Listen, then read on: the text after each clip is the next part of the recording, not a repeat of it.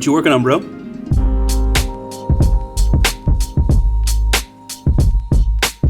Well, welcome to another episode of Work Week.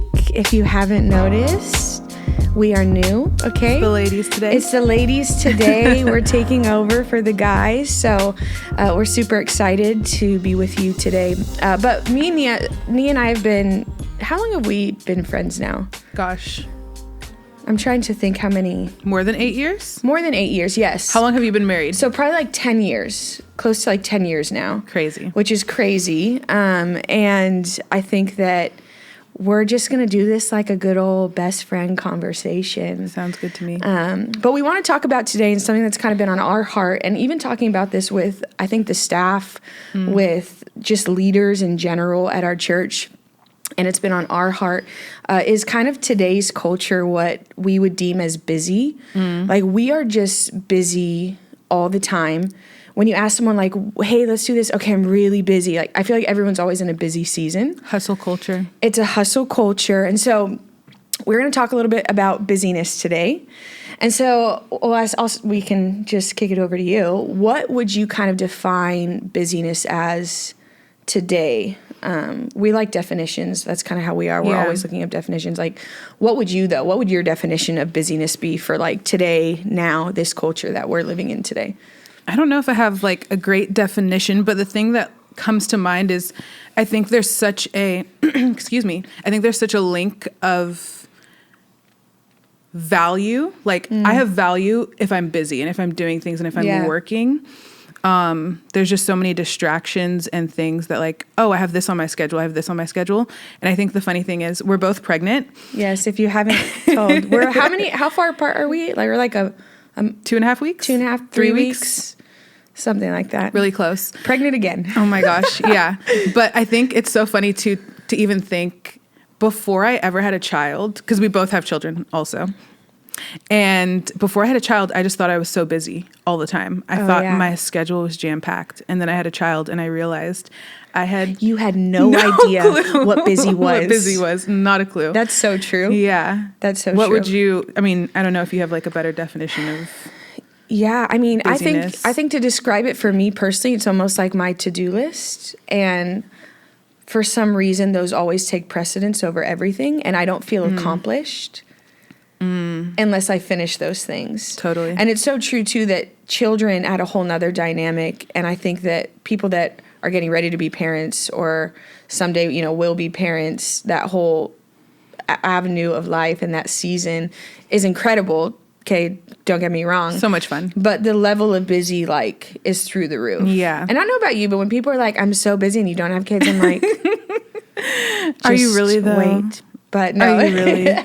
But for me, my kind of, like, the thorn in my side has always been that I don't feel like I'm doing enough unless I'm busy. And that's really such a lie of the enemy for me to think that way. Totally. And so if I have missed something kind of on the checklist, or if I have missed something on the to-do list, whatever it is that I have to get done for that week or that month, I feel unaccomplished and inadequate in a lot of ways. I think I feel the same way. And the thing is, for me, busy doesn't always look like physically being busy. Yeah. Like, I don't have to be moving around to feel busy. Like, I'll be sitting down, my body will be at rest, but my mind will just be like, I'll be making a checklist. What do I need to buy at the grocery store? Yeah. What do I need to do for work? What do I need to do for my husband? What do I need to do for my child? Yeah. And so even if I can like look physically like I'm at rest, still there's like busyness constantly. And I don't know about you, but I'll be praying and I'll be like, Lord, thank you for this day. Oh my gosh. Did I buy that grocery? Yes. No, I didn't. Oh my gosh. Squirrel. Okay. Lord, literally. And I can't, it's hard to shake the busyness. I feel like it's so ingrained into our culture. And like, maybe not everybody struggles with this, but me, it's so ingrained into like how my brain is, even how I've wired my brain that I can't even, it's so hard to shake the mental busyness for me. I think I have a confession. Confessions. I, as of lately, I'd like to blame the fact that I'm pregnant, but I know it's not because I'm pregnant.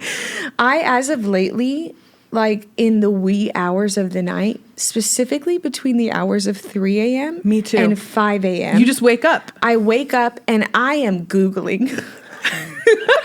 I swear to you, I do the same thing. Googling. Same hours. I am Googling things. I am looking things up. We're going on vacation this next week. We're going to Hawaii, which is going to be great. At 3 a.m., I am looking up reservations for luau's. And in case you're wondering, it's booked, okay? All the luau's are booked. Everything is booked in Maui until August. Oh my gosh. So they're only taking walk-ins. So side note for this episode, if you're traveling to Hawaii anytime in the near future, make your plans very far in advance. But yeah, no, even in like even in rest, even in my sleep. Yeah. My mind sometimes is cluttered with thoughts. And you know what's funny is I remember hearing, and I'm trying to think what pastor said this, but I remember hearing a pastor say, what if you, before you went to bed, just begin to like praise God? What if you just begin to say like, Holy Spirit, like come and fill me, come and rest on me in my home right now. Come and give me your dreams. And a lot of times, like what we're thinking about, what we're doing before we go to bed, we got to get off our phones before bed. And like, I'm so guilty of it. I do it all the time. I'm like, Google. What did I do before Google?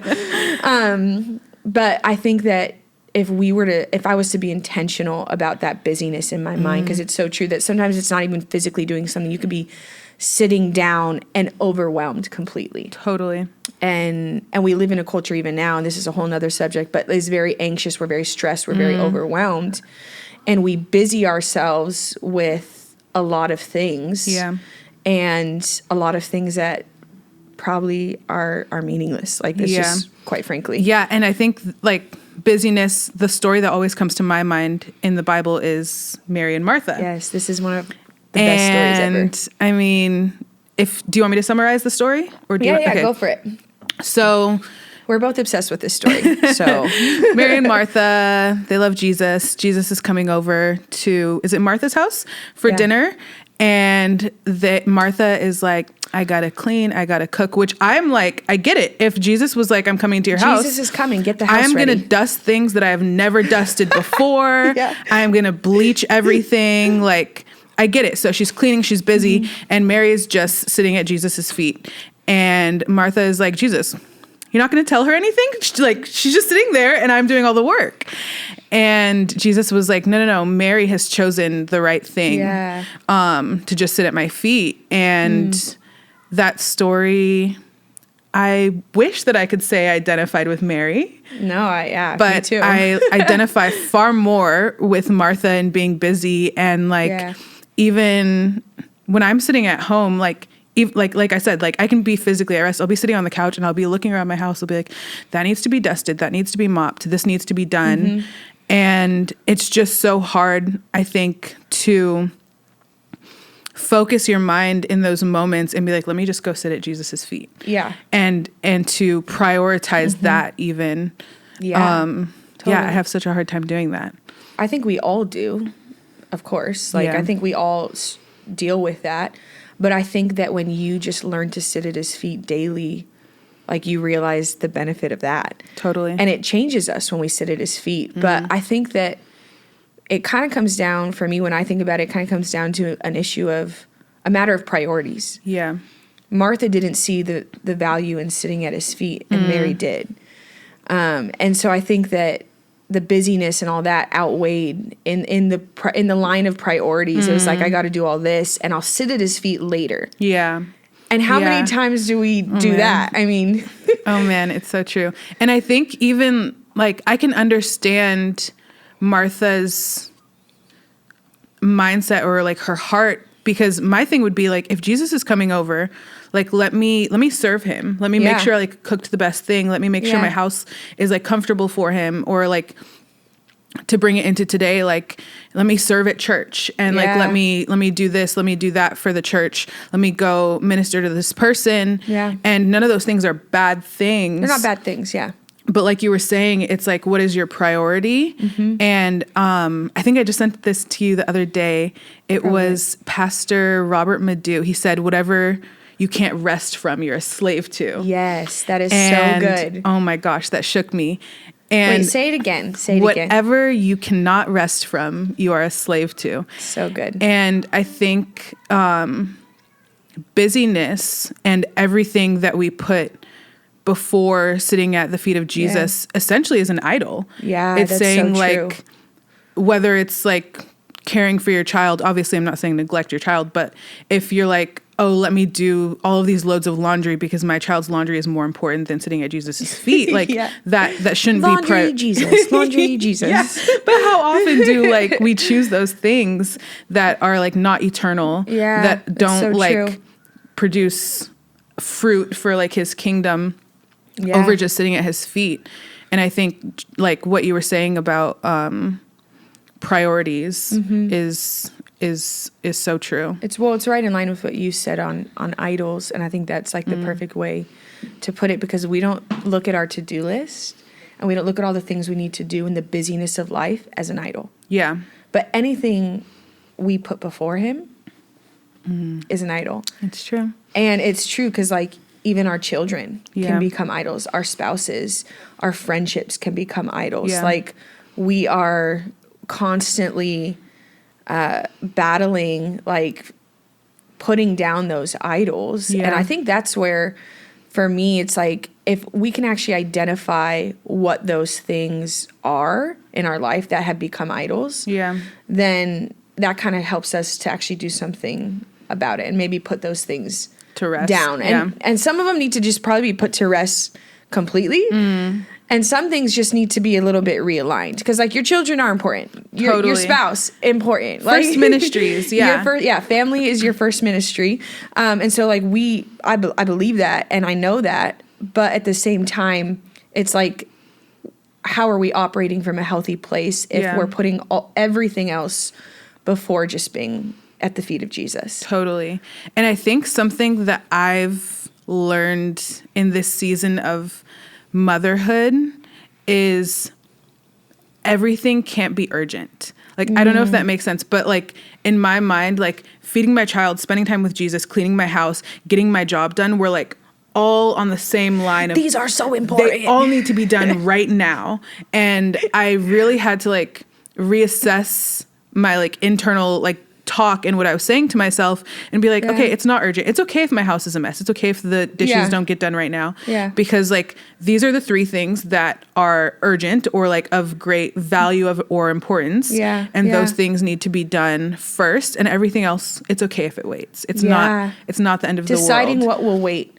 And I think that takes a type of discipline, because I think that it's discipline that's built on the foundation of dwelling with Jesus. Of sitting at the feet of Jesus. Like I need to have discipline in my life. There needs to be balance to my life, but my foundation, my core, everything springs forth from my foundation with dwelling with him, with sitting at the feet of Jesus, like we saw that Mary did. So I think I'm like, Lord, help me. You just made me think of a scripture. I think it says something of like uneven weight or uneven scales is like an abomination to the Lord, or something along the lines of that. But it's so true. And I think something that my husband and I were talking about this week is that even the church itself, like the Big C church, can become an idol. Like if we are prioritizing, hear my heart. If we are prioritizing, I like where this is going. If we are prioritizing building the church rather than prioritizing Jesus, like while building his church is not a bad thing, it's a beautiful thing and it produces fruit and it builds things that are eternal. If we're building anything, if we're focusing on anything more than Jesus, if anything is in a higher position than Jesus, then it's an idol and it's not, it's out of order. That's so true. I remember Andy Mineo said, like, in one season of his life, he realized he was talking to people about Jesus more than he was spending time with Jesus. And that's essentially what I'm trying to say, is like building the church is not a bad thing by any means. But if serving people and like we get our value from serving, or if if having a microphone in your hand or building the church or like seeing healings, if any of those things, seeing miracles, if any of those things take precedence over Jesus himself, like that's out of order. That's not how it's meant to be. Those things can become idols very, very quickly. Yeah. And I don't know, I guess, do you have any advice or tips or things that the Lord is teaching you on how to reprioritize or like tear down these idols? Yeah. I think it's interesting because, you know, in this season, we're making it, I mean, not that it hasn't been a priority, but the Lord has been stirring something in my heart and Derek's heart that, okay, we need to actually encounter God every day. We need to have daily relationship with the Lord. Yeah. And what does that really look like for your life to, I don't think you have to fight to maintain relationship like that when you're just with him, the busyness stuff, those things almost align themselves. However, I feel like for us specifically, and even for pastors, a lot of times I think that people almost think that you spending time with them is like a burden, or like and I'm kind of going, the reason I'm kind of going back on this tangent is because we were talking about like what Jesus did. Yeah. And Jesus was busy. He had things to do. I mean, he had work to do. But Jesus sat with people. Yeah. And Jesus loved people. And I think it kind of comes back to like our priorities and spending time with Jesus. And are we true, like making a disciple? That's making a follower of Jesus. That's teaching people to follow Jesus. And so I think in this season, we're kind of asking ourselves, okay, the church, the big C church, is not holding a microphone on a Sunday.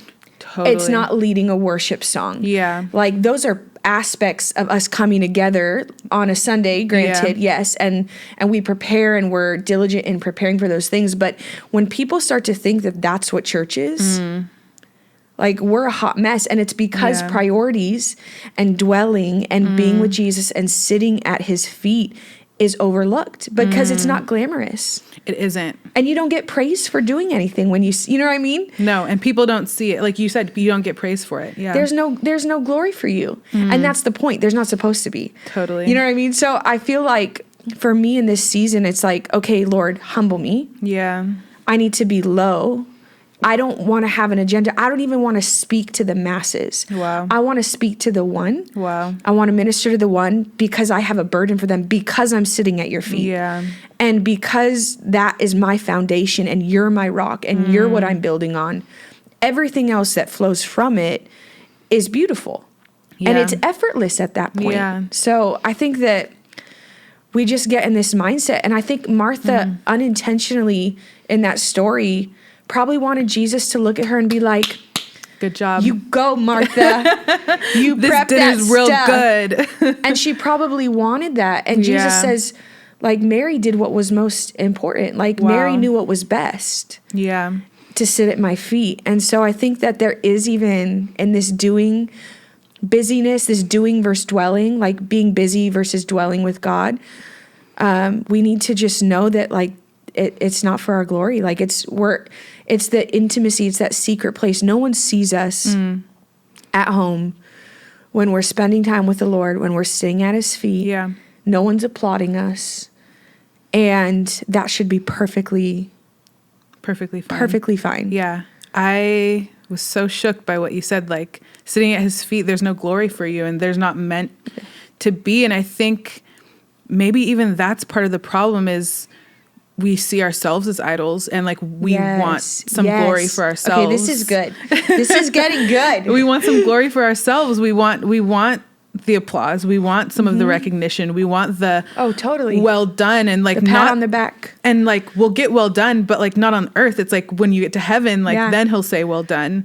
And I think that's so that was really good. I love I love that. There's no glory for you. There's not meant to be. And it's not supposed to be for us. It's not supposed to be ours.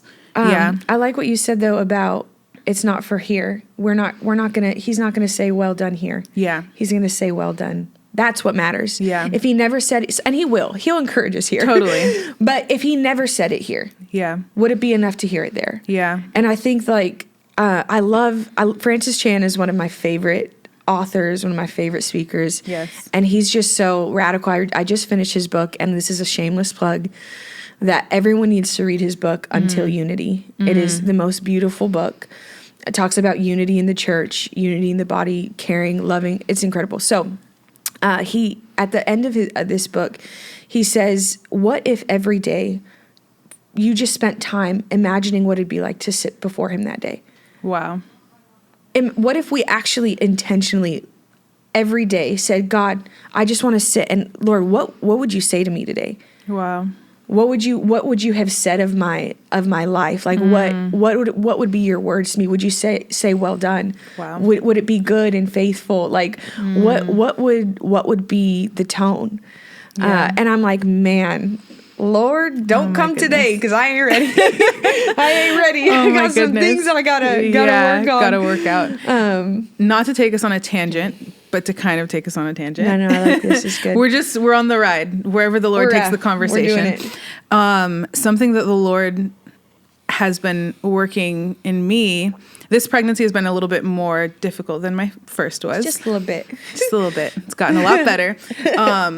But I had such a hard time. I was feeling really sick in the first trimester, and it just felt like a season of like, not to be like, woe is me, but it felt like a season of suffering. I just didn't feel good pretty much any moment of that first trimester. Yeah, you're pretty sick. And